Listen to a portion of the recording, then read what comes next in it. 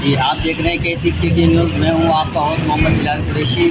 जी नाज़रीन, इस वक्त हम मौजूद हैं डिस्ट्रिक्ट वेस्ट के इलाके सरजानी KDF फ्लैट पर, और यहाँ पर लोग सेवरेज के हवाले से बहुत ज़्यादा परेशानी का सामना है। मज़ीद हम जानते हैं यहाँ के इलाके मकीनों से कि वो क्या कहना चाहते हैं। जी, क्या नाम है आपका? मेरा मोहम्मद जमाल नाम है मेरा। हम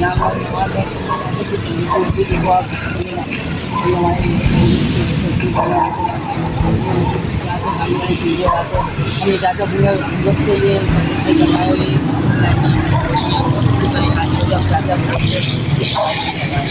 आप कुछ कहना चाहते हैं?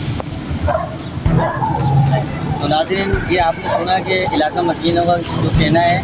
मज़ीद हम आपको दिखाते हैं, अगर हमारा कैमरामैन आपको दिखा सके कि ये कहाँ से पानी लीक हो रहा है, ये निकल रहा है सेवरेज का, और कहाँ तक जा रहा है।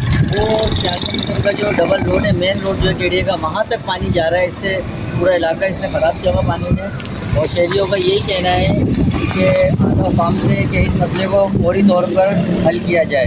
K6 news.